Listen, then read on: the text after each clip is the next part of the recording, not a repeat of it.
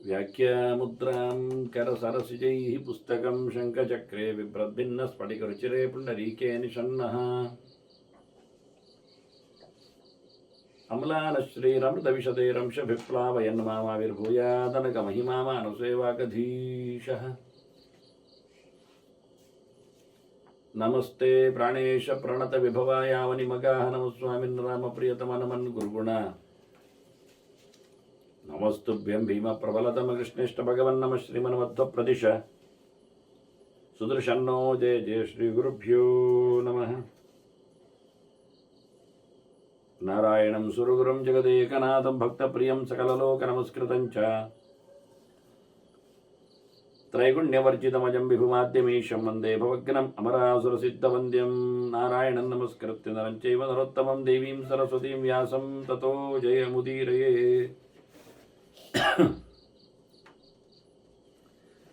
ವೇದವ್ಯಾಸುರ ಮಹಾಭಾರತದ ಚಿಂತಕರಿಗೆ ವಂದನೆಗಳು. ಶಾಂತಿ ಪರ್ವದ 210ನೇ ಪ್ರವಚನ. ಆಪದ್ಧರ್ಮ ಪರ್ವ, ಅದರ ಚಿಂತನೆಯಲ್ಲಿ ನಾವಿದ್ದೇವೆ. ಭೀಷ್ಮರು ಧರ್ಮರಾಜನಿಗೆ ಆಪತ್ಕಾಲದಲ್ಲಿನ ಧರ್ಮಗಳೇನು ಅನ್ನುವುದನ್ನು ಅನೇಕ ನಡೆದ ಘಟನೆಗಳ, ಇತಿಹಾಸಗಳ, ಕಥೆಗಳ ಮಾಧ್ಯಮದಲ್ಲಿ ಹೇಳಿಕೊಡ್ತಾ ಇದ್ದಾರೆ. ಹೀಗಾಗಿ ಒಂದೆಡೆ ಸ್ಮಶಾನದಲ್ಲಿ ಮಗನ ಹೆಣವನ್ನಿಟ್ಟುಕೊಂಡು ಬಿಟ್ಟೋಗಿ ಅದರ ಕೊನೆಯೆಡೆಗೆ ಮನುಷ್ಯರು ಸಾಗುವಾಗ ಅಲ್ಲಿ ನೆಲೆಗೊಂಡ ಹದ್ದು ಮತ್ತೆ ನರಿ, ಒಂದು ಹೋಗದಿರಲಂತೆ, ಇನ್ನೊಂದು ಹೋಗಿಬಿಡಿ ಅಂತ ಹೇಳುವಂತೆ, ಬಹಳಷ್ಟು ಶಾಸ್ತ್ರೀಯವಾದ ಪ್ರಮೇಯಗಳಿಂದ ಹೇಳಿಕೊಟ್ಟಿದ್ದು ನೋಡಿ ಬಿಟ್ಟಿತು. ಕೊನೆಗೂ ನರಿ ಹೇಳುತ್ತದೆ, ನೀವೊಂದೊಮ್ಮೆ ಗೃಧ್ರದ ಬಹಳ ನಯವಾದ, ಬಹಳ ತೀಕ್ಷ್ಣವಾದ ಮಾತುಗಳನ್ನು ಕೇಳಿದರೆ ನೀವು ಹೊರಟೋದ್ರೆ ನೀವು ಮಗನನ್ನು ಕಳ್ಕೊಳ್ತೀರಿ ಅಂತ. ಯದಿ ಗೃಧ್ರಸ್ಯ ವಾಕ್ಯಾನಿ ತೀವ್ರಾಣಿ ರಭಸಾನಿ ಚ ಗೃಹೀತ ಮೋಹಿತಾತ್ಮನಃ ಸುತೋವೋ ನ ಭವಿಷ್ಯತಿ. ನಿಮ್ಮ ಮನಸ್ಸು ಕೆಟ್ಟತ್ತೆ,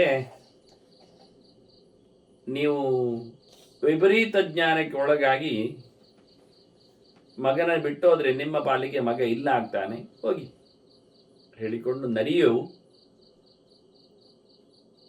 ಅವರಿಗೆ ಹೊರಟೋದ್ರೆ ಮಗನಿಲ್ಲ ಎನ್ನತಕ್ಕಂಥ ನೆಲೆಯಲ್ಲಿ ಹಿಡಿದಾಗ್ತದೆ. ಮುಂದೇನಾಗ್ತದೆ ಅಂತ ನಮಗೂ ಇಷ್ಟ ಅಲ್ವಾ ಕಥೆಯಲ್ಲಿ.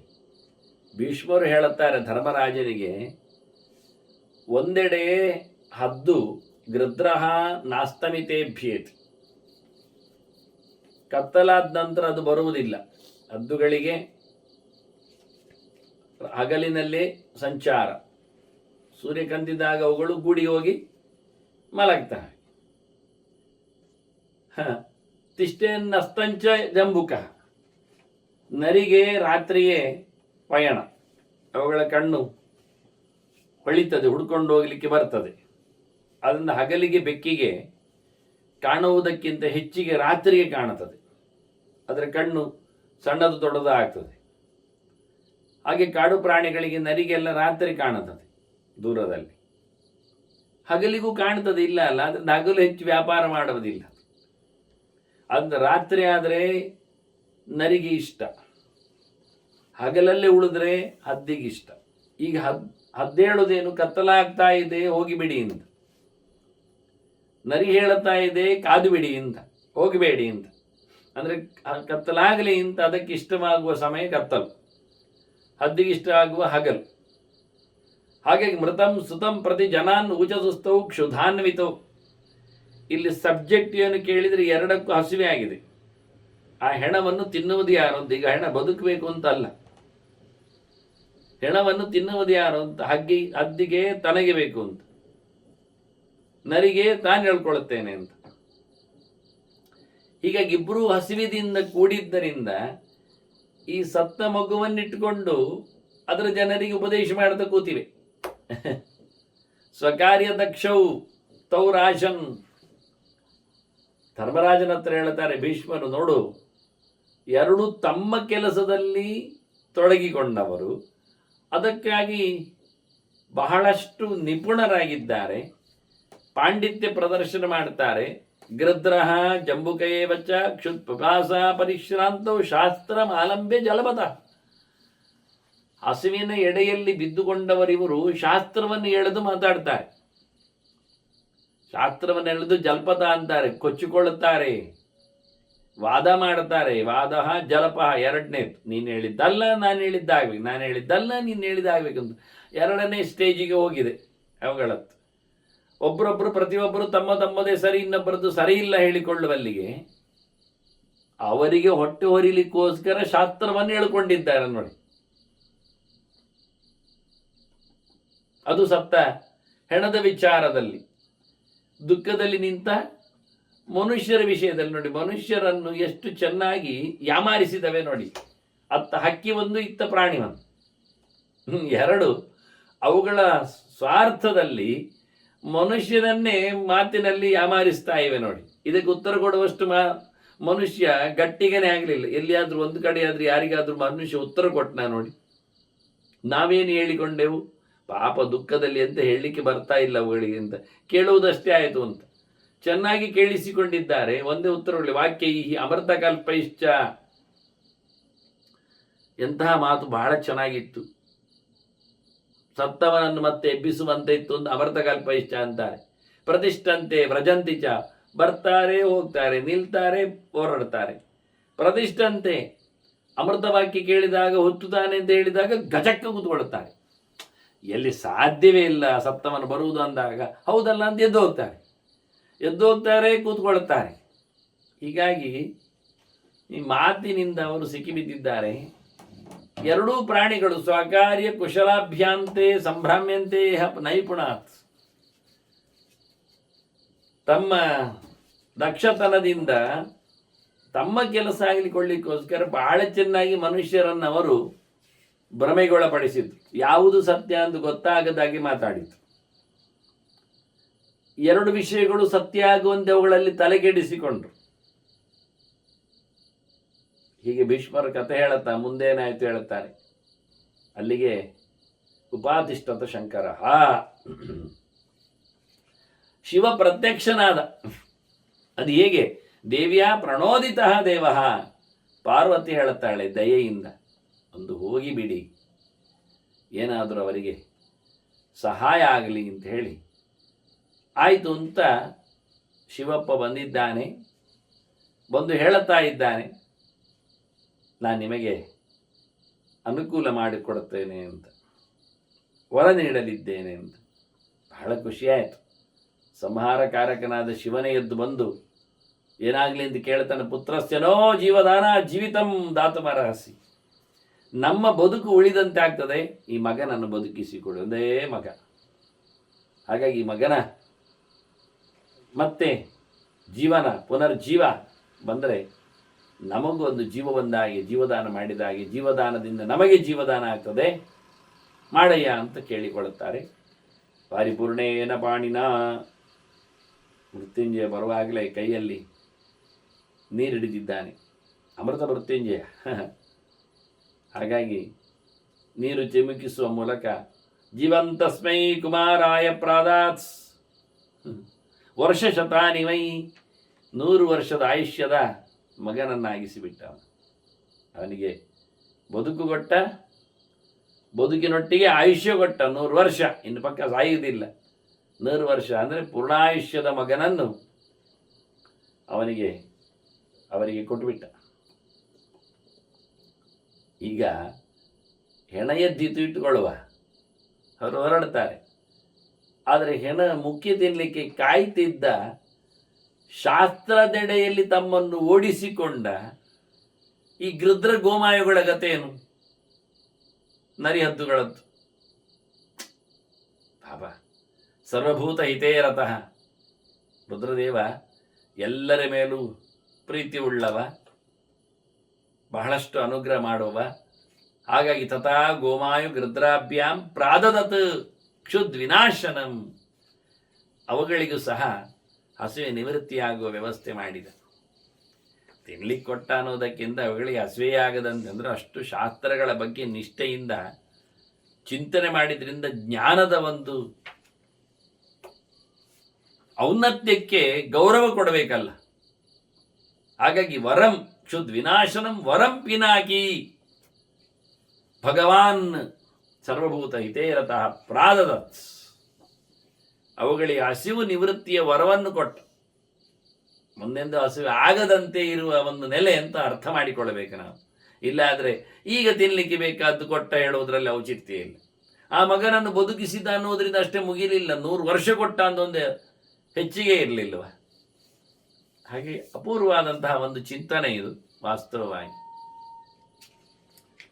ಹೊರಟು ಅವರು ತೇ ವಿಸ್ಮಿತಾ ಪ್ರಹರ್ಷ್ಟಾಶ್ಚ ನಗರ ಪುತ್ರಮಾದಾಯ ಪ್ರತಿಷ್ಠನ್, ಮಗನನ್ನು ಹೊತ್ಕೊಂಡು ಕರ್ಕೊಂಡು ಊರಿಗೆ ತೆರಳಿದ್ರು. ಅಂದರೆ ಊರಿನ ಹೊರಗೆ ಬರಬೇಕು ಅಂತ ಅರ್ಥ. ಹಿಂದೆ ಎಲ್ಲ ಕಾಡಿಗೆ ಬಂದು ಈ ಹೆಣದ ಪರಿತ್ಯಾಗದ ಕಥೆ ಅಂತ ಅರ್ಥ. ಸ್ಮಶಾನ ಅಂತ ವ್ಯವಸ್ಥೆ ಊರಿನೊಳಗೆ ಅಲ್ಲ. ನಾವಿದ್ದು ಬೊಬ್ಬೆ ಹೊಡ್ಕೊಳ್ತೇವಲ್ಲ, ಊರಿನ ಮಧ್ಯದಲ್ಲಿ ಬೇಕು ನಮಗೆ ದಫನ ಸ್ಥಾನಗಳು ಹಾಗೆ ಹೀಗೆ ಅಂತ. ಹಾಗೆ ಹೀಗೆ ಇಲ್ಲ. ಬೇರೆ ದೇಶಗಳಲ್ಲೆಲ್ಲ ಊರಿನೊಳಗಿಲ್ಲ, ಎಲ್ಲ ಹೊರಗೆ ಹೋಗ್ಲಿಕ್ಕೆ, ದೂರ ಹೋಗ್ಲಿಕ್ಕೆ. ಕೆಲವು ದೇಶಗಳಲ್ಲಿ ಒಟ್ಟು 200ರಷ್ಟು ದೇಶಗಳಿವೆ ನಮ್ಮ ಪ್ರಪಂಚದಲ್ಲಿ. ಕೆಲವು ರಾಜಾಡಳಿತ ಇದೆ, ಕೆಲವು ಸ್ವತಂತ್ರವಾಗಿಯೇ ಇದೆ, ಪೌರಾಡಳಿತದಲ್ಲೇ ಇದೆ. ಹೆಚ್ಚಿನದ್ದೆಲ್ಲ ಪೌರಾಡಳಿತವೇ. ಹೆಚ್ಚಿನ ದೇಶಗಳಲ್ಲೆಲ್ಲ ದೇವಸ್ಥಾನಗಳು, ಧರ್ಮ ಕೇಂದ್ರಗಳು ಹೊರಗೆ. ಬೇಕಾದವರು ಹೋಗಿ ಬರ್ತಾರೆ, ಹೋಗಿರ್ತಾರೆ. ಅಲ್ಲಿನ ಗಲಾಟೆ ಇಲ್ಲಿಗಿಲ್ಲ, ಇಲ್ಲಿನ ಗಲಾಟೆಗೆ ಅದು ಅಲ್ಲ. ಹಾಗೆ ಬಹಳ ಚೆನ್ನಾಗಿದೆ. ಇಲ್ಲೆಲ್ಲ ಮಧ್ಯದಲ್ಲಿ ಕಾಲಡಿಯಲ್ಲಿ ದಾರಿ ಮಧ್ಯದಲ್ಲಿ ಎಲ್ಲ ಗುಡಿ ಪೂಜೆ ಕಟ್ಟಿ ಎಲ್ಲ ಗಲಾಟೆ ಎಬ್ಬಿಸುವುದು. ಮತ್ತೆ ಹಾಗೆ ಮಸಣದ ಕಥೆ ಅಲ್ಲೆಲ್ಲ ಆಗಿಲ್ಲ. ಒಂದು ಒತ್ತರೆಯಲ್ಲಿ, ಒಂದು ದೂರದಲ್ಲಿ. ಹಾಗೆ ರೈತರಿಗೂ ಸಹ ಕೃಷಿಗೆ ಅದಕ್ಕೆಲ್ಲ ಬೇಕಾದ್ದು ಸಹ ಗದ್ದೆ ಕ್ಷೇತ್ರ ಎಲ್ಲ ಬಹಳ ದೂರದಲ್ಲಿ, ದೊಡ್ಡ ಮಟ್ಟಿನಲ್ಲಿ ಬೇಕಾದಂತಹ ನೀರಿನ ಸೌಕರ್ಯ ಮುಂತಾದಿರುವಲ್ಲಿ. ಇಲ್ಲಿ ಹಾಗೆ ನಡುವೆ ಮನೆ ಗದ್ದೆಯ ಮಧ್ಯದಲ್ಲಿ, ಮತ್ತೆ ಅದಕ್ಕೆ ಯಾವುದೋ ಮತ್ತೆ ಮೇಲಿನಿಂದ ಇಳಿಯುವಾಗೇನೋ ಹಾಗೇನೆಲ್ಲ ಇಲ್ಲ, ವ್ಯವಸ್ಥಿತವಾಗಿ ಎಲ್ಲವನ್ನು ಬಹಳ ಚೆನ್ನಾಗಿ ಅವರು ಹೊರಟರು ಊರಿಗೆ ಮಗನನ್ನು ತರ್ಕೊಂಡು. ಬಹಳ ಆಶ್ಚರ್ಯಪಟ್ಟಿದ್ದಾರೆ. ಅಯ್ಯೋ, ಮಗ ಬದುಕಿದ್ದಾನೆ, ಖುಷಿಯೋ ಖುಷಿ. ಮತ್ತೆ ಹೊರಟೋಗಿದ್ದಾರೆ. ಹಾಗಾಗಿ ಭೀಷ್ಮರು ಹೇಳ್ತಾರೆ, ಅನಿರ್ವೇದೇನ ದೀರ್ಘೇಣ ನಿಶ್ಚಯೇನ ಧ್ರುವೇಣ ಚ ದೇವದೇವ ಪ್ರಸಾದಾಚ ಕ್ಷಿಪ್ರಂ ಫಲಮಮಾಪ್ನುಯಾತ್, ಕ್ಷಿಪ್ರಂ ಫಲಮಮಾಪ್ನುತೆ. ಬೇಗನೆ ನಮಗೆ ಕೆಲವೊಮ್ಮೆ ರಿಸಲ್ಟ್ ಬರುವುದುಂಟು, ಫಲ ಬರಲಿಕ್ಕುಂಟು. ಒಂದು ಮುಖ್ಯವಾದ ವಿಷಯ ದೇವದೇವ ಪ್ರಸಾದಾಚ ಅಂತ, ಭಗವಂತನ ವಿಶೇಷ ಅನುಗ್ರಹ ಬೇಕೆ ಅಲ್ಲ. ಶಿವನ ಪ್ರಸಾದ ಆಯ್ತಲ್ಲ ಅಂದರೆ, ಶಿವನ ಪ್ರಸಾದ ಆಗಲಿಕ್ಕೂ ದೇವರೇ ಕಾರಣ. ಏನೇ ಆಗಲಿ ದೇವೋತ್ತಮರ ನಮಗೆ ಒಂದೊಮ್ಮೆ ಅನುಗ್ರಹ ಆಗಿದ್ದರೆ ಬೇಗನೆ ನಮಗೆ ಕೆಲಸ ಆಗ್ತದೆ ಒಂದು ದೃಷ್ಟಿಯಿಂದ. ಆದರೆ ಒಂದು ಮುಖ್ಯ ಏನು ಕೇಳಿದರೆ ಫೈತ್ ಬೇಕು. ಅನಿರ್ವೇದೇನ ದೀರ್ಘೇಣ, ಒಮ್ಮೆಲೆ ಎಲ್ಲದಕ್ಕೂ ನಿರ್ವೇದ ಬರಬಾರದು, ವೈರಾಗ್ಯ ಬರಬಾರದು. ಆಯ್ತಲ್ಲ, ಆಗಿ ಹೋಗ್ಲಿ ಆಗಬಾರದು, ಆಗದಂತೆ ಇರ್ಲಿಕ್ಕೆ ಏನಾಗ್ತದೆ ಅಂತ ಬಹಳ ಕಾಲದವರೆಗೆ ಅದರ ಮೇಲಿನ ಹಠ.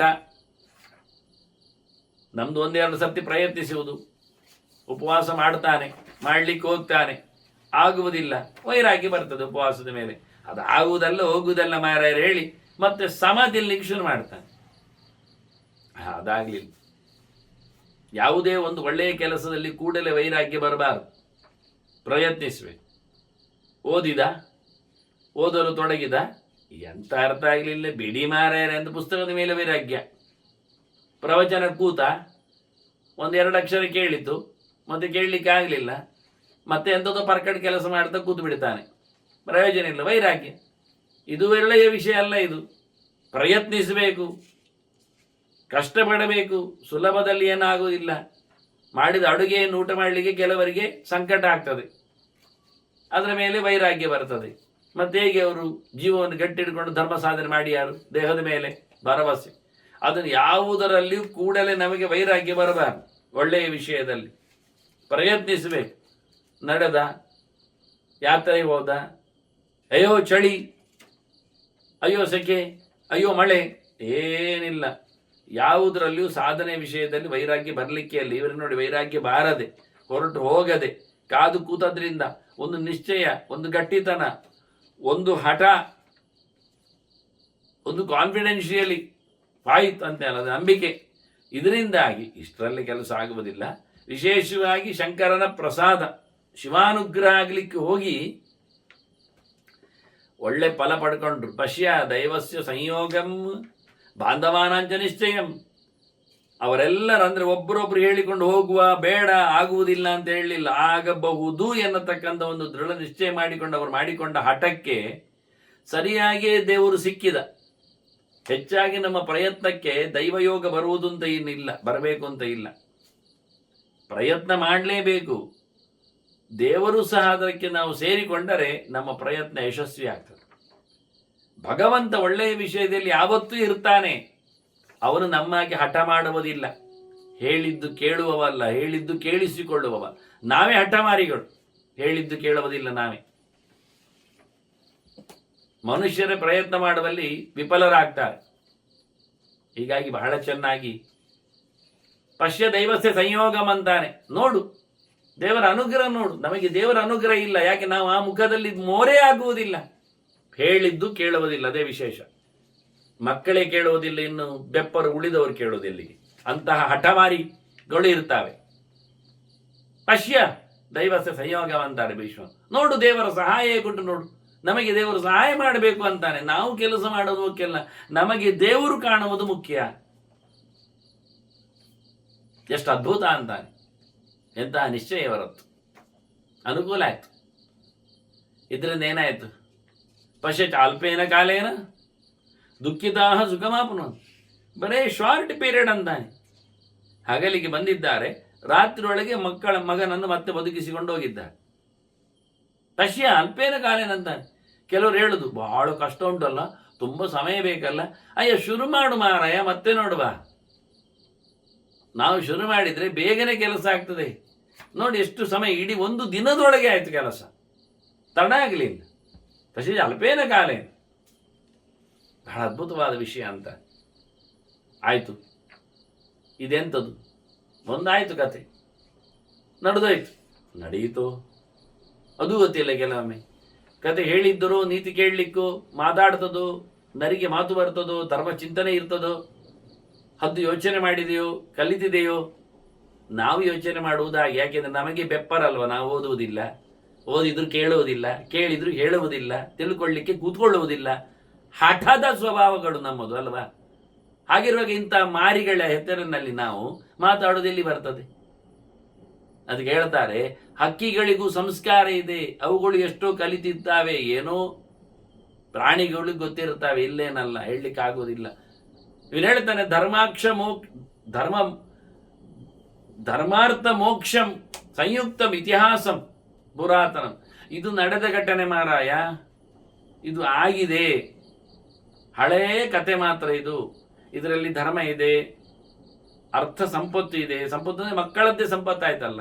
ಮೋಕ್ಷ ಇದೆ ಚಿಂತನೆಯಲ್ಲಿ ಅಂತ. ಧರ್ಮಾರ್ಥ ಮೋಕ್ಷ ಸಂಯುಕ್ತವಂತಾರೆ, 3 ಮುಖ ಇದು. ಇದರಲ್ಲಿ ಕಾಮದ ಬಗ್ಗೆ ಅಲ್ಲ, ಆದರೂ ಒಂದು ಕಾಮನೆಗಳು ಅವನದ್ದು ಈಡೇರುತ್ತದೆ, ವಿಷಯ ಬೇರೆ. ಶುತ್ವಾ ಮನುಷ್ಯ ಸತತಂ ಇಹಾಮುತ್ರ ಪ್ರಮೋದತೆ. ಈ ಕತೆ ಕೇಳಿದ್ರಿಂದ ಮನುಷ್ಯನಿಗೆ ಇಲ್ಲಿಯೂ ಮತ್ತಲ್ಲಿಯೂ ಒಳ್ಳೆದಾಗ್ತದೆ. ನೋಡಿ ಲಾಭ ನೋಡಿ ಕತೆ ಕೇಳೋದ್ರಿಂದ. ನಾವು ಕತೆಗೂ ಕೇಳಲಿಕ್ಕೆ ಕಿವಿ ಕೊಡು, ತತ್ವ ಬಿಡಿ, ಸಾಯಿಲ್. ಕತೆ ಆದರೂ ಕೇಳಬಹುದಲ್ಲ, ನಾಜೂಕಾಗಿ ಚಂದ ಮಾಡಿ. ಅಷ್ಟಕ್ಕೂ ನಮಗೆ ಒಂದು ದೇವರು ಕೊಡುವುದಿಲ್ಲಲ್ಲ ಬುದ್ಧಿ ಅಂತ ಯೋಚನೆ ಮಾಡು. ಖಾಲಿ ಒಂದು ನರಿಹದ್ದಿನ ಕತೆ ಕೇಳಿದ್ದರಿಂದಲೇ ಈ ಹೆಣದ ಕಥೆಯಲ್ಲಿಯೇ ಮನುಷ್ಯನಿಗೆ ಅನುಕೂಲ ಆಗ್ತಂದ್ರೆ ಎಷ್ಟು ಚಂದ ಇರ್ತಾರೆ. ಇಹಾಮುತ್ರ ಇಲ್ಲಿಯೂ ಮತ್ತಲ್ಲಿಯೂ ಪರಲೋಕದಲ್ಲಿಯೂ ಅವನಿಗೆ ಆನಂದ ಸಿಗ್ತಂದ್ರೆ ದೊಡ್ಡ ದೊಡ್ಡ ಚರಿತೆ, ದೊಡ್ಡವರ ವಿಷಯ, ಅದು ಪಂಚಮ ವೇದ ಅನಿಸಿಕೊಂಡ ಭಾರತದಲ್ಲಿ ದಾಖಲೆ ಆಗಬೇಕಾದ್ರೆ ಅದು ದೊಡ್ಡ ಚೇತನ ಆಗಿರ್ತದೆ. ನೋಡಿ, ಆ ಮಗು ಶಿವನಿಂದ ಬದುಕಬೇಕಾದ್ರೆ ಅವನ ಯೋಗ್ಯತೆ ಏನು? 100 ವರ್ಷ ಅದರ ಸಾಧನೆಯ ಕಥೆ ಏನು? ಮತ್ತು ಎಂದೂ ಸಹ ಶಿವನನ್ನು ಮರೆಯದೆ ಎಂತಹ ಔಚಿತ್ಯಪೂರ್ಣವಾದ ಸಾಧನೆ ಮಾಡುವುದಿಲ್ಲವ. ಅವನು ಮತ್ತೆ ಅವನ ಬಾಂಧವರು, ತಿಳಿದವರು, ವಂಶದವರು, ಮುಂದೆ ಅವನ ಮಕ್ಕಳು, ಮರಿಮಕ್ಕಳು ಎಲ್ಲ ಸೇರಿಕೊಂಡು. ಅದರಂತೆ ಈ ಪ್ರಾಣಿಗಳಿಗೂ ನೋಡು ಎಂತಹ ತತ್ವಚಿಂತನೆ ಮಾಡಿಕೊಂಡು ಹೊಟ್ಟೆ ಹೊರಗಲಿಕ್ಕೋಸ್ಕರವಾದರೂ ವೇದಾಂತ ದರ್ಶನ ಮಾಡಿಕೊಳ್ತಾವಲ್ಲ, ಜ್ಞಾನವನ್ನು ಬೆಳೆಸ್ತಾ ಉಳಿಸಿಕೊಳ್ಳುತ್ತಾವಲ್ಲ. ಸ್ವಾರ್ಥಕ್ಕಾಗಿ ಆದರೂ ಪರೋಪದೇಶ ಮಾಡತಕ್ಕ ಯೋಗ್ಯತೆ. ಇದನ್ನೆಲ್ಲ ಗಮನಿಸುವಾಗ ಅವರು ಹೇಳುತ್ತಾರೆ, ಇದನ್ನು ಕೇಳಿಕೊಳ್ಳಿರಯ್ಯ, ಆನಂದಿಸಿರಿ, ದೇವರ ಬಗ್ಗೆ ಫೈತ್ ಬರ್ತದೆ, ಭಗವಂತ ಅನುಗ್ರಹ ಮಾಡಲಿಕ್ಕಿದ್ದಾನೆ. ಅಂಥವರ ದಾಖಲೆ ಮಾಡುವುದೇ ಒಂದು ದೊಡ್ಡ ಸಂಗತಿ. ಹೇಗೆ ಏಕಚಕ್ರ ನಗರದಲ್ಲಿ ಬಕಾಸುರನ ಒಂದು ಉಪಟಳದಲ್ಲಿ ಒಂದು ಮನೆಯಲ್ಲಿ ವೇದವ್ಯಾಸರು ಹೋಗಿ ಕುಳ್ಳಿರಿಸಿಕೊಂಡ್ರಲ್ಲ ತನ್ನ ಶಿಷ್ಯರಿವರು ಪಾಂಡವರು ಅಂತೇಳಿ, ಆ ಮನೆಗೆ ಒಂದು ಪಾಳೆಯ ಬಂತಲ್ಲ, ತಿನ್ನಲಿಕ್ಕೆ ಒಂದು ದಿನ ಬಂತಲ್ಲ, ಆ ಮನೆ ಮಂದಿ ಎಷ್ಟು ಅದ್ಭುತ ಆಗಿರಬೇಡಲ್ಲ. ಇದ್ದದ್ದೇ 4 ಜನ, ಒಂದು ಸಣ್ಣ ಮಗು ಗಂಡು, ಒಂದು ದೊಡ್ಡ ಹುಡುಗಿ ಮಗಳು, ತಂದೆ ತಾಯವರಿಗೆ ಬರುತ್ತೆ. ಹಾಗಾಗಿ ಆ 4 ಜನರ ಫ್ಯಾಮಿಲಿ ಭೀಮನಿಂದ ರಕ್ಷಿತ ಆಗಬೇಕಾದ್ರೆ ಎಷ್ಟು ಅದ್ಭುತ ಅಲ್ವಾ, ಏನು ಗೌಶಿ ಅಲ್ವಾ, ಏನು ಔಚಿತ್ಯ ನೋಡಿ. ಆ ಮನೆಯವರನ್ನು, ಅವರ ಪ್ರಾಣವನ್ನು, ಪ್ರಾಮಾಣಿಕವಾಗಿ ಅವರಿರುವ ಚಿಂತನೆಯನ್ನು ರಕ್ಷಿಸಬೇಕಾಗಿದ್ರೆ ಇಡೀ ಭಾರತದಲ್ಲಿ ಒಂದೇ ಒಂದು ಕತೆ, ಆ ಬ್ರಾಹ್ಮಣ ದಂಪತಿಗಳ ಸಣ್ಣ ಮಕ್ಕಳ ಒಂದು ಸಣ್ಣ ಕುಟುಂಬದ ಒಂದು ಬಕಾಸ್. ಮತ್ತು ಯಾವುದೇ ಪಾಳೆಯದಲ್ಲಿ ಹೋಗಿ ಬಂದದ್ದು ಇಷ್ಟರವರೆಗೆ ಎಷ್ಟು ಸಮಯ ಆಯಿತು. ರಾಮಾಯಣ ಕಾಲದಿಂದಿದ್ದ ಬಕಾಸುರ ನುಂಗುತ್ತಾ ಇದ್ದಾನೆ. 13 ವರ್ಷಕ್ಕೊಮ್ಮೆ ನಾನು ಲೆಕ್ಕ ಹಾಕಿದ್ದೆ, ಅಲ್ಲಿ ಅವರಿಗೆ ಊಟದ ಪಾಳೆಯ ಬರ್ತಾ ಇದೆ, ಗಾಡಿಯನ್ನು ಹೋಗುವ ಕತೆ. 13 ವರ್ಷಕ್ಕೊಮ್ಮೆ ಒಂದು ಮಗು ಆಗುವುದರಿಂದ ಅವರಿಗೇನು ದೊಡ್ಡ ಸಮಸ್ಯೆ ಆಗುವುದಿಲ್ಲ ಯಾವ ಮನೆಯಲ್ಲಿಯೂ. ಹೆಚ್ಚಾಗಿ ಆ ಗ್ರಾಮದಲ್ಲಿ, ಆ ಊರಿನಲ್ಲಿ ಅವ್ರು ಮಾಡಿಕೊಂಡ ಒಂದು ಒಪ್ಪಂದಕ್ಕೆ. ಆದರೆ ಅಲ್ಲಿಯವರೆಗಿನ ಊರು ಬಿಡದೆ ಕೂತ ಬ್ರಾಹ್ಮಣನನ್ನು ಗುರುತಿಸಬೇಕಾದ್ರೆ ಮಹಾಭಾರತ ಅದು ದೊಡ್ಡ ವಿಷಯ, ದೊಡ್ಡ ವ್ಯಕ್ತಿ. ಭೀಮರಕ್ಷಿತನಾದ ಬ್ರಾಹ್ಮಣನಿಗೆ ನಾವು ಖಂಡಿತವಾಗಿ ಮಣಿಬೇಕು. ಆ ರೀತಿಯಾಗಿ ಇಲ್ಲಿಯೂ ಸಹ ಒಂದು ಬ್ರಾಹ್ಮಣ ಕುಮಾರನ ಯಾರೇನು ಹೇಳದೆ ಅವನ ಪುನರ್ಜನ್ಮದ ಗತಿ ಶಿವನ ಒಡ್ಡೋಲಗದಲ್ಲಿ ಆದದ್ದನ್ನು ಕೇಳಿಕೊಂಡ್ರೆ ಬಹಳ ಒಳ್ಳೆಯದಾಗ್ತದೆ ಅಂತ ಹೇಳ್ತಾರೆ. ಧರ್ಮರಾಜ ಮತ್ತೆ ಒಂದು ಪ್ರಶ್ನೆ ಆಗ್ತಾನೆ, ಅಜ್ಜ, ಈಗ ನಮ್ಮ ಮೇಲೆ ಏನಾದರೂ ಉಪದ್ರ ಆದರೆ ಹೇಗಿರ್ಬೇಕು ನೋಡಿ. ಆತ್ಮನೋ ಬಲಮಾಸ್ತಾಯ ಕಥಂ ವರ್ತೇತ ಮಾನವ. ನಾವು ನಮ್ಮ ಬಲವನ್ನಿಟ್ಟುಕೊಂಡು ಬದುಕುವುದಾದ್ರೆ ಹೇಗೆ ಆಗ್ತದೆ? ಯಾಕೆ ಕೇಳಿದ್ರೆ, ಆಗಚ್ಚತಃ ಅತಿ ಕ್ರುದ್ಧಸ್ಯ, ಒಬ್ಬ ನಮ್ಮ ಮೇಲೆ ಎರಗಿ ಬರ್ತಾ ಇದ್ದಾನೆ ಭಾರಿ ಸಿಟ್ಟಿನಿಂದ. ತಸ್ಯೋದ್ಧರಣ ಕಾಮ್ಯ, ನಾವು ಅವನನ್ನು ಎತ್ತಿ ಹಾಕ್ವಿ, ಅವನಿಂದ ನಾವು ಬಚಾವೆ. ನಮ್ಮ ಬಲದ ಮೇಲೆ ನಾವು ನೆಲೆಗೊಂಡು ನಮ್ಮ ಮೇಲೆ ಆಕ್ರಮಣ ಮಾಡುವವನನ್ನು ನಾವು ಎತ್ತಿ ಹಾಕುವಾಗಿ ಇರಬೇಕು. ಅದು ಹೇಗಾಗ್ತದೆ ಹೇಳು? ಇದಕ್ಕೊಂದು ಕತೆ ಹೇಳಿ ನೋಡುವ, ನಮಗೆ ಹೇಗಿರುತ್ತದೆ. ಆ ಬರುವವನು ಹೇಗಿದ್ದಾನೆ ಗೊತ್ತುಂಟ? ಅವನು ಒಟ್ಟು ಮೋಹಾತ್ ವಿಕಥನ ಮಾತ್ರ ಅಸಾರ ಅಲ್ಪಬಲ ಲಘು. ಅವನೇನು ಗಟ್ಟಿಮುಟ್ಟಿ ಇಲ್ಲ, ಲಬ್ಬೆ, ಟೊಳ್ಳು, ಬಹಳ ಸಣ್ಣವ, ಅಲ್ಪೇಶ್. ಆದರೆ ಮಾತು ಮಾತ್ರ ಭಯಂಕರ, ಬಡ್ಕೊಳ್ಳುತ್ತಾನೆ, ಹೇಳುವುದಷ್ಟೇ, ಬೊಗಳುವುದಷ್ಟೇ ಅವನು. ಅಂಥವನು ಮಾತ್ರ. ಆದರೆ ಹೇಳಲಿಕ್ಕೆ ಆಗುವುದಿಲ್ಲ. ವಾಗ್ವಿಹಿ ಅಪ್ರತಿರೂಪಾಭಿಹಿ, ಮಾತಿನ ಮಲ್ಲನೇ ಮಲ್ಲ, ಅವನಿಗೆ ಎಡೆಯೇ ಇಲ್ಲ. ಅಂಥವನು ಅಭಿದೃಹ್ಯ ಪಿತಾಮಹ ಆಗಚ್ಚತ, ಅವನು ನಮ್ಮ ಮೇಲೆ ದ್ರೋಹದಲ್ಲಿ ಬರ್ತಾ ಇದ್ದಾನೆ. ಬಲಿನಃ ಪ್ರತಿ ಅಮಿತ್ರಸ್ಯ, ನಮಗೇನು ಫ್ರೆಂಡ್ ಅಲ್ಲ, ಶತ್ರು, ಬಲಿಷ್ಠ ಇದ್ದಾನೆ ಬೇರೆ.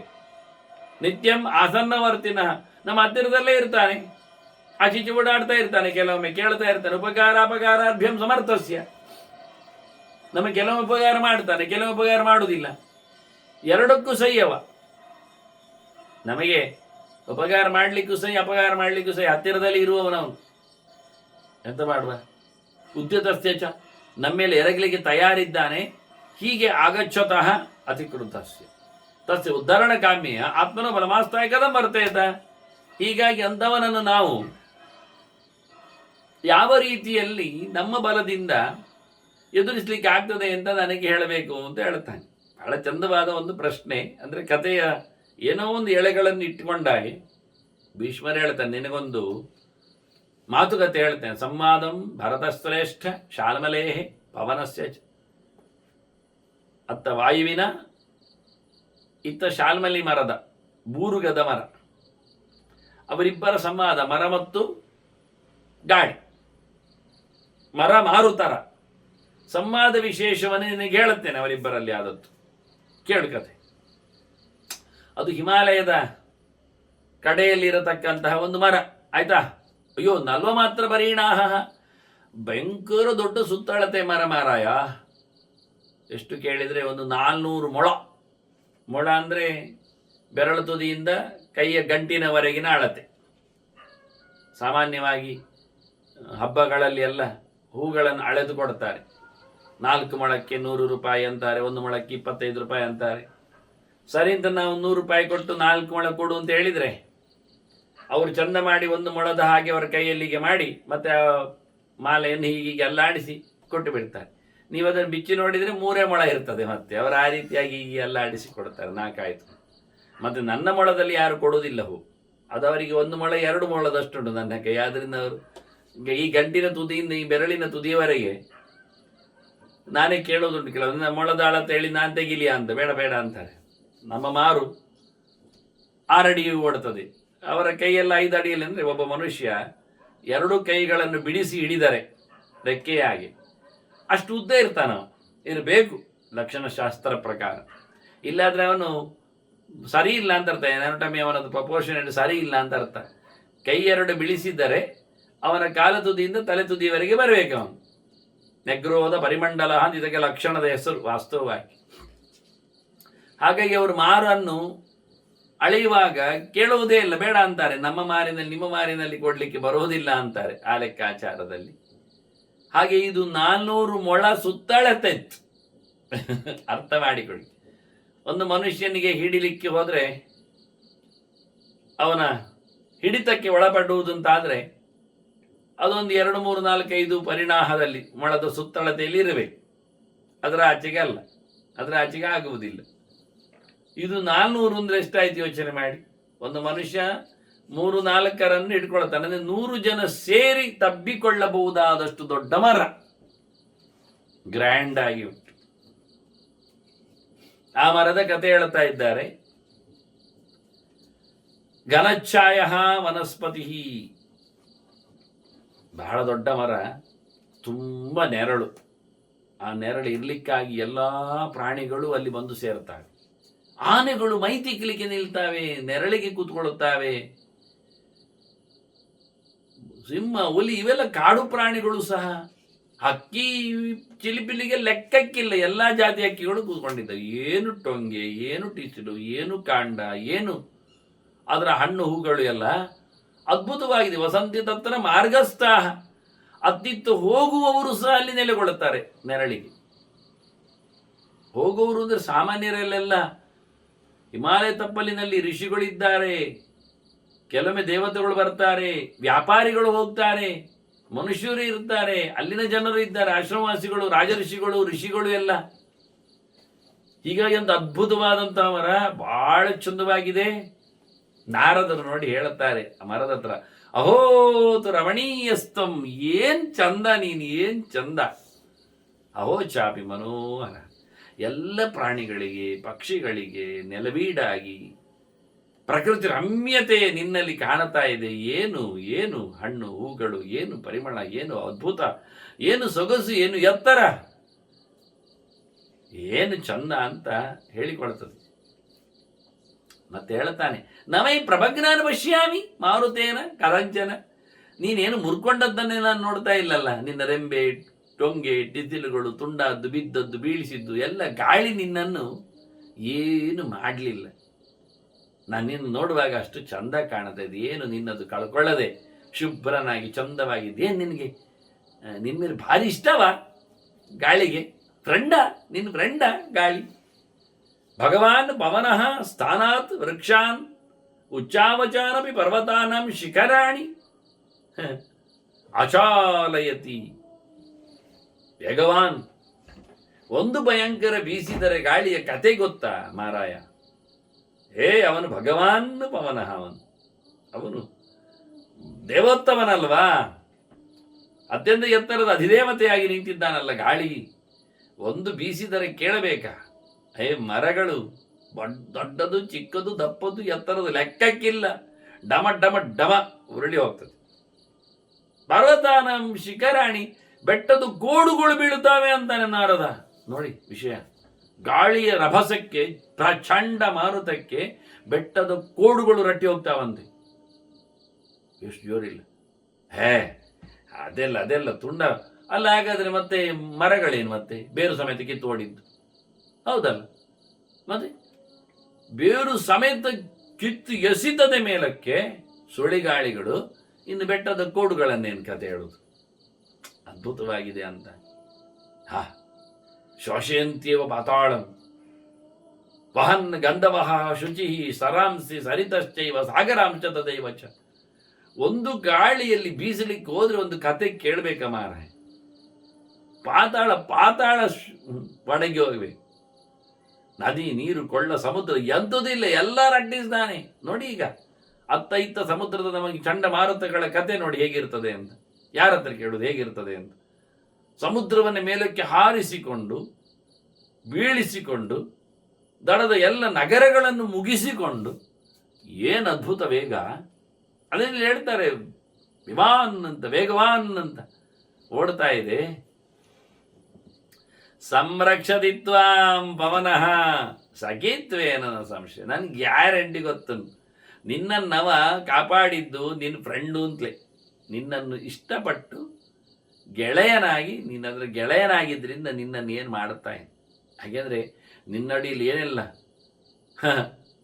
ಘರ್ಮಾರ್ಥಾಶ್ಚ ಘರ್ಮಾರ್ಥಾ ತ್ವಾಂ ಸಮಾಸಾಧ್ಯ ಸುಖಂ ವಿನ್ನಂತಿ. ಶಾಲ್ಮಲೆ, ಓ ಬೂರ್ಗ ಮರವೇ, ನಿನ್ನ ಹತ್ತಿರ ಎಷ್ಟೆಲ್ಲ ಜನ ನೆರಳಿಗೆ ಮೈ ಒಡ್ಡಿಕೊಂಡು ಸೆಕೆ ಬಂದಾಗ ನೆರಳತ್ತಿರ ಬಂದು ಎಷ್ಟು ಖುಷಿಯಲ್ಲಿ ಇರ್ತಾರಲ್ಲ, ಎಷ್ಟು ಗಮ್ಮತ್ ಇರ್ತಾರಲ್ಲ. ನಾನು ತಿಳ್ಕೊಳ್ತೇನೆ, ತ್ರಿವಿಸ್ತವ ಸಮಮ್ಮನ್ಯೈ ತವಾಯತನಮೇವಹಿ. ನಿನ್ನ ಈ ದೊಡ್ಡ ಮರದ ಅಡಿ, ನಿನ್ನ ಈ ಮನೆ ಅಂದ್ರೆ ಈ ಜಾಗ, ನೀನು ಆಕ್ರಮಿಸಿಕೊಂಡ ಬಗೆ ನನಗೆ ಸ್ವರ್ಗದ ಹಾಗೆ ಕಾಣ್ತದೆ. ಹಾಗೆಲ್ಲಿ ಋಷಿಗಳು ಇದ್ದಾರೆ, ಪ್ರಾಣಿ ಪಕ್ಷಿಗಳು ಇರ್ತಾರೆ, ಎಲ್ಲರೂ ಬಂದು ಸೇರ್ತಾರೆ. ನೋಡ್ಲಿಕ್ಕೆ ಹೋದ್ರೆ ಇದು ಸ್ವರ್ಗದಲ್ಲಿ ಎಲ್ಲ ಬಂದು ಸೇರುವ ಕ್ರಮ. ಹಾಗಾಗಿ ನನಗಿಷ್ಟ ಆಗಿದೆ. ನಿನ್ನ ಕತೆ ಬಹಳ ಚೆನ್ನಾಗಿದೆ. ತಸ್ಮಾತ್ ತ್ವಾಂ ರಕ್ಷತೆ ನಿತ್ಯಂ ಭೀಮಃ ಸರ್ವತ್ರಗೋ ಅನಿಲಃ. ಎಲ್ಲೆಡೆ ಸಿಕ್ಕಾಪಟ್ಟೆ ಓಡಾಡಿಕೊಂಡಿರತಕ್ಕಂತಹ ಗಾಳಿ, ಭೀಮ ಗಾಳಿ. ನೋಡಿ ಭೀಮ ಅಂತಾನೆ, ಭೀಮಶಕ್ತಿ. ಭೀಮನೇ ಅಲ್ವಾ ಸ್ವಯಂ ಅವತಾರ ಪಡಲಿಲ್ವಾ? ಒಂದು ಮುಖದಿಂದ ನೋಡಿದರೆ, ಪ್ರಧಾನ ಗಾಳಿಯನ್ನು ಚಿಂತನೆ ಮಾಡಿದರೆ, ಪ್ರಧಾನ ವಾಯುವನ್ನು ಯೋಚನೆ ಮಾಡಿದರೆ, ಈ ಗಾಳಿಗಳಲ್ಲಿ ಅವರ ಶಕ್ತಿಗಳಿರ್ತಾರೆ. ಆದ್ರಿಂದ ಹೇಳ್ತಾನೆ ಭೀಮಃ ಅನಿಲಃ ಅಂತ ನಾರದ.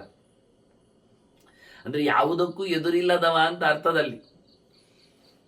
ಅವನು ಪಾಂಡವ ಭೀಮ ಅಲ್ಲಿ ಅರಗಿನ ಮನೆಯಿಂದ ಹೊರಗೆ ಓಡಿದಾಗ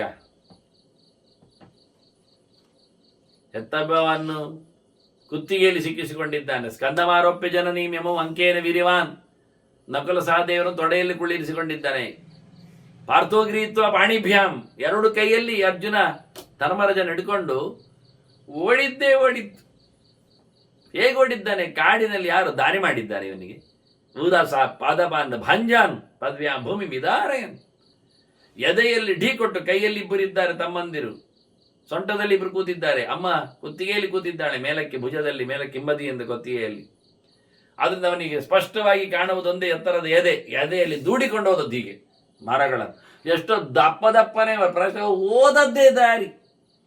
ಕಾಲಿನಲ್ಲಿ ಹೀಗೆ ದೂಡಿ, ಎದೆಯಲ್ಲಿ ಬಡಿತಾನೆ, ಕಾಲಿನಲ್ಲಿ ದೂಡುತ್ತಾನೆ, ಸೀದಾ ಓಡುವುದು. ನೋಡಿ ನಿಂತು ಕೆಲಸ ಮಾಡುವುದಲ್ಲ. ಇಂತಹ ಭೀಮ ನಿನ್ನನ್ನು ಬೀಳಿಸ್ಲಿಲ್ಲ ಅಂದರೆ ಗಾಳಿ, ನೀನು ತುಂಬ ಅವನಿಗಿಷ್ಟ, ನಿನ್ ಗೆಳೆಯ ನನಗೆ ಗೊತ್ತು ಅಂತಾನಿವ. ಅದಕ್ಕೆ ರಕ್ಷಣೆ ಮಾಡುತ್ತಾ ಇದ್ದಾನೆ. ನೀನು ನೆಗ್ಭಾವಂ ಪರಮಂ ವಾಯೋ, ನೀನು ಅವನಿಗೆ ತಲೆ ತಗ್ಗಿಸಿದ್ದಿ. ನನಗೆ ಗೊತ್ತುಂಟು.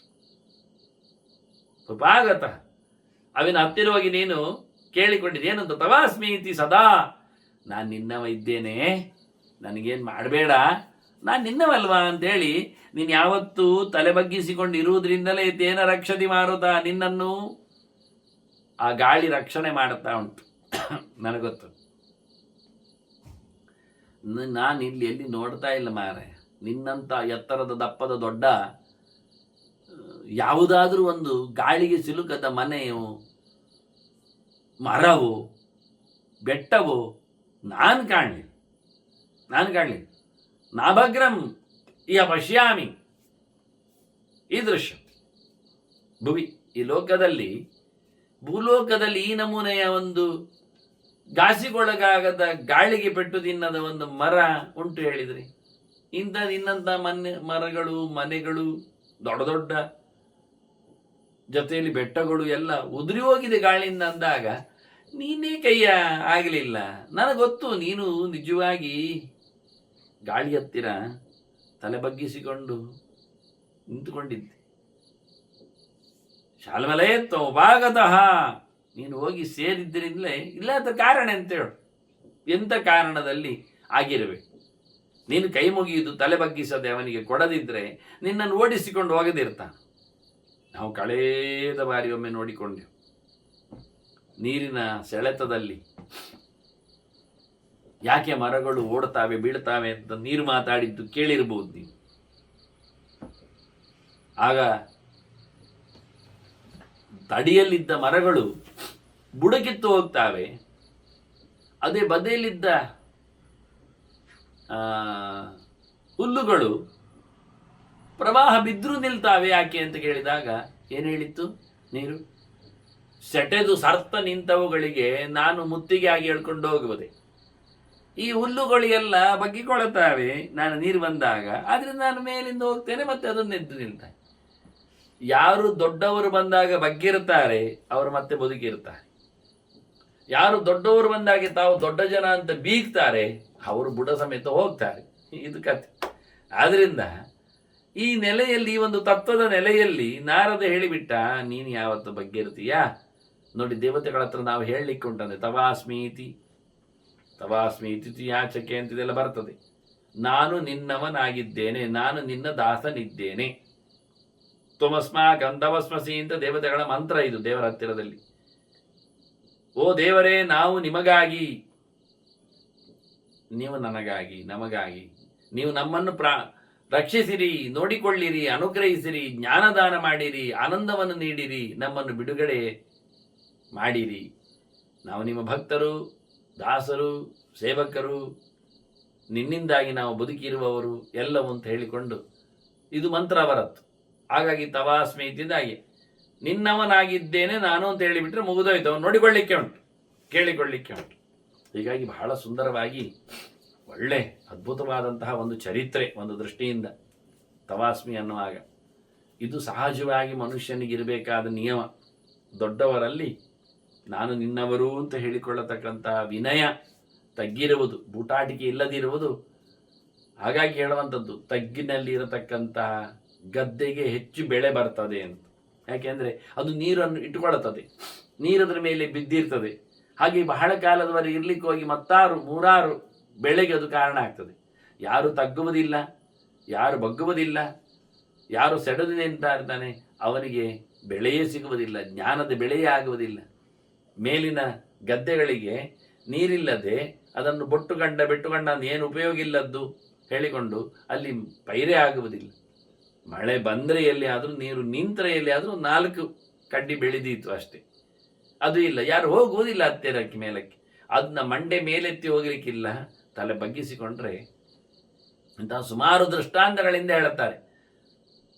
ಒಂದು ವಿಷಯ ಉಂಟು, ಬಗ್ಗಿದವನಿಗೆ ಬುದ್ಧಿ ಹೆಚ್ಚು ಅಂತ. ಆದರೆ ಅವನಲ್ಲಿ ಜ್ಞಾನವೂ ಹೆಚ್ಚಾಗ್ತದೆ, ಸಿಗ್ತದೆ. ಪೆಟ್ಟು ತಿನ್ನದೇ ಇದ್ದರೆ, ಶಿಕ್ಷೆ ಸಿಗದೇ ಇದ್ದರೆ ಶಿಕ್ಷಣ ಹೇಳುವುದೇ ಇಲ್ಲ. ಬೇಕಾದಾಗ ಬಗ್ಗಿಸದೇ ಇದ್ದರೆ ಮತ್ತೆ ಅದು ಪಾಲಕಿಗೆ ಒಳ್ಳೆಯ ಆಕಾರಕ್ಕೆ ಆ ಬೆದರು ನಿಲ್ಲುವುದೇ ಇಲ್ಲ, ಬಿದಿರು ಬರುವುದೇ ಇಲ್ಲ. ಅದನ್ನ ಎಳೆಯದಲ್ಲಿಯೇ ನಾವು ಚೆನ್ನಾಗಿ ದೊಡ್ಡ ವಿಷಯಕ್ಕೆ ತಲೆ ಬಗ್ಗಿಸಿಕೊಂಡಿದ್ರೆ ಸರ್ವವನ್ನು ಸಹ ಸಮರ್ಪಣೆ ಮಾಡಿಕೊಳ್ಳುವ ಮೂಲಕ ಎಲ್ಲವನ್ನು ಪಡಿಲಿಕ್ಕಾಗ್ತದೆ. ಆದ್ರೆ ಇದನ್ನು ಬಹಳ ಚೆನ್ನಾಗಿ ಕೃಷ್ಣ ಹೇಳುವಾಗಲೂ ತದ್ವಿದ್ಧಿ ಪ್ರಣಿಪಾತೇನ ಅಂದ. ನೀನು ಮಂಡೆ ಬಗ್ಗಿಸು, ಪೂರ ಶರಣಾಗು, ನಿನಗೆ ಗುರುಗಳು ಹೇಳುತ್ತಾರೆ ಅಂದ. ತನ್ನಲ್ಲಿ ಹೇಳುವಾಗಲೇ ಹೇಳಿದ ಸರ್ವಧರ್ಮನ ಪರಿತ್ಯಜ್ಯ ಮಾಮೇಕಂ ಶರಣಂ ವ್ರಜ ಅಂದ. ನೀನು ಮಂಡೆಯಲ್ಲಿ ಒಂದಿಷ್ಟು ತುಂಬಿಸಿಕೊಂಡೆಲ್ಲ ಬರಬೇಡ, ಎಲ್ಲವನ್ನು ಕಳಚಿ ಬಾ. ಇನ್ನು ಮೈ ಮೇಲೆ ಇರತಕ್ಕಂಥ ಎಲ್ಲ ಬೂಟಾಟಿಗೆ ಏನುಂಟು, ಭಾರಿ ದೊಡ್ಡ ಪಂಡಿತ ಅಂತೇನು ಹೊತ್ಕೊಂಡಿದ್ದಿ, ಸುಮಾರು ಪದವಿಗಳುಂಟೇನೇನು ಹಾಕ್ಕೊಂಡಿದ್ದಿ, ಮೊದಲು ಅದನ್ನೆಲ್ಲ ಬದಿಗೆ ಹಾಕುವಂತ. ನಾನು ನೋಡಿದೆ ಒಂದು ಕಡೆಯಲ್ಲಿ ಒಂದು 25-50 ಪದವಿ ಹಾಕ್ಕೊಂಡಿದ್ದಾನೆ. ಆದರೆ ಮೈಯಲ್ಲಿಯೂ ಅಷ್ಟೇ ಪಟ್ಟೆಗಳನ್ನು ಹಾಕ್ಕೊಂಡಿದ್ದಾನವ. ಇಷ್ಟು ಪದವಿ ಹಾಕೊಳ್ಳಿಕ್ಕೆ ಅವನು ಓದಿಕೊಂಡದ್ದು ಇಷ್ಟು ಪಟ್ಟೆ ಹಾಕ್ಲಿಕ್ಕ? ಒಂದು ಕಡೆ ಅವನಿಗೆ ಪಟ್ಟೆ ಹಾಕಬಾರ್ದು ಅಂತ ಕಾಣಲಿಲ್ವ? ಎಂಥ ವಿಚಿತ್ರ ಅನಿಸ್ತದೆ ಮಾರಾಯರು ನಮಗೆ. ಈ ನಾಟಕಗಳಲ್ಲಿಯೂ ಅಥವಾ ಸೀರೀಸ್ಗಳಲ್ಲಿಯೂ ಅಥವಾ ಕೆಲವೇಳೆ ಧಾರಾವಾಹಿಗಳಲ್ಲಿಯೂ ವ್ಯಾಸರನ್ನಾಗಲಿ ವಸಿಷ್ಠರನ್ನಾಗಲಿ ವಿಶ್ವಾಮಿತ್ರ ಕಾಣಿಸಿಕೊಳ್ಳುವಾಗ ಒಂದು ದಟ್ಟನೆಯ ಪಟ್ಟಿಯಾಗಿ ಗಳಿಸ್ತಾರೆ, ಹಣೆಗೋ ಅಥವಾ ಮೈ ಕೈಗೋ ಎಲ್ಲ. ಕೆಲವೊಮ್ಮೆ ದೀಪಾವಳಿಗಳಲ್ಲಿ ಎಲ್ಲ ಅಥವಾ ವಾಹನ ಪೂಜೆ ಅಥವಾ ಯಂತ್ರ ಪೂಜೆ ಎಲ್ಲ ಕಡೆಯಾಗಿ ಪಟ್ಟಿ ಎಳೆದಾಗ್ತಾರೆ ಉದ್ದಕ್ಕೆ. ಎಂತಕ್ಕೆ ಅರ್ಥ ಆಗೋದಿಲ್ಲ, ಯಾವ ಚಿಂತನೆ ಯಾವ ಕಥೆಗೆ ಗೊತ್ತಿಲ್ಲ ಅಧಿಕೃತವಾಗಿ. ತಿರುಪತಿಯ ತಿಮ್ಮಪ್ಪ ನೋಡಿ, ಪಂಡರಾಪುರದ ಪಾಂಡುರಂಗನನ್ನು ನೋಡಿರಿ, ಉಡುಪಿಯ ಕೃಷ್ಣನನ್ನು ಕಾಣಿರಿ, ಹಾಗಿತ್ತ ಕೇರಳದಲ್ಲಿ ಗುರುವಾಯೂರು, ಎಲ್ಲೆಂದರಲ್ಲಿ ನೋಡ್ತಾ ಬನ್ನಿ ಹೇಗಿದ್ದಾನೆ ಹೇಗಿರ್ತಾನೆ ಅಂತ.